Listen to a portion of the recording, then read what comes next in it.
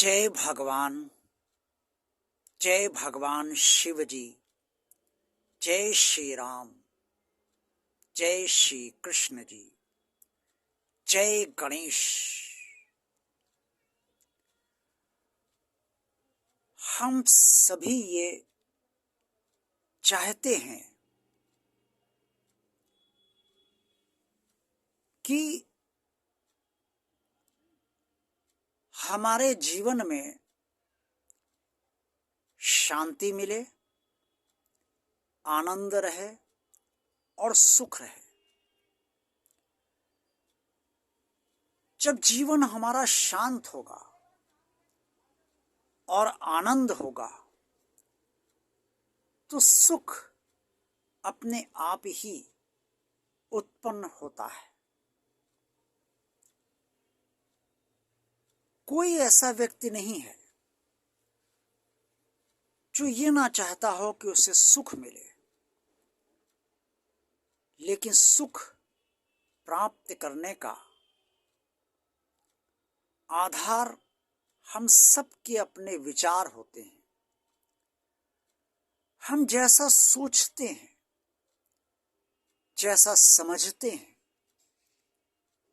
उसी के अनुसार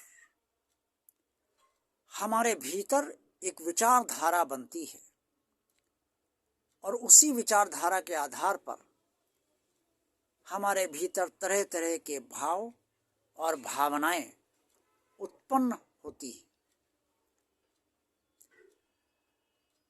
हमारी सोच ही हमारे जीवन का आधार बनती है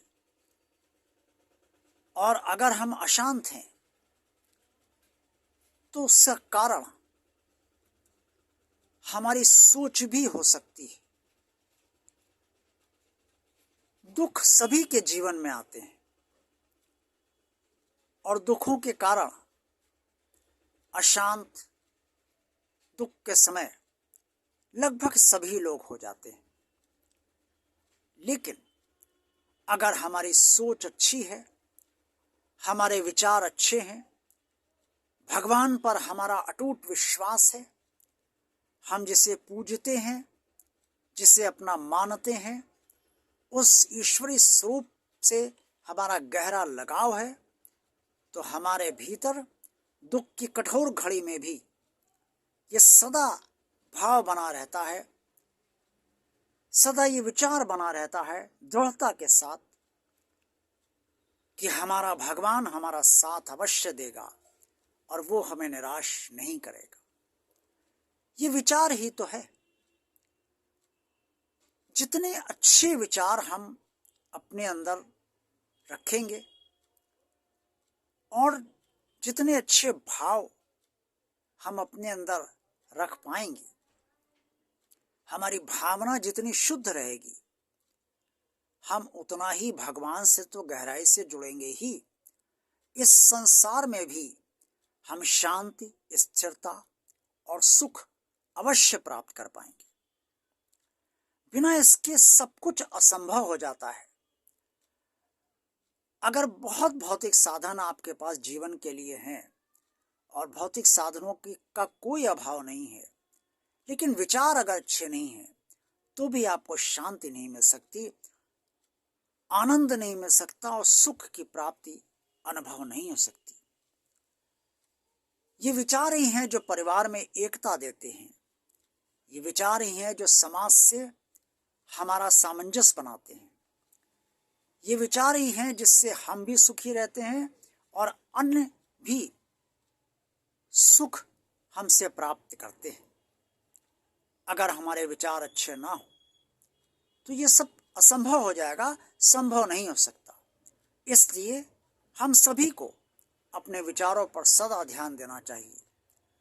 सदा ध्यान रखें, हम जो सोचेंगे, जैसा सोचेंगे, जिस तरह से सोचेंगे, उसी तरह से हमारा जीवन चलेगा और उसी तरीके से हम जीवन जी पाएंगे। हर व्यक्ति के जीवन की उम्र निर्धारित है।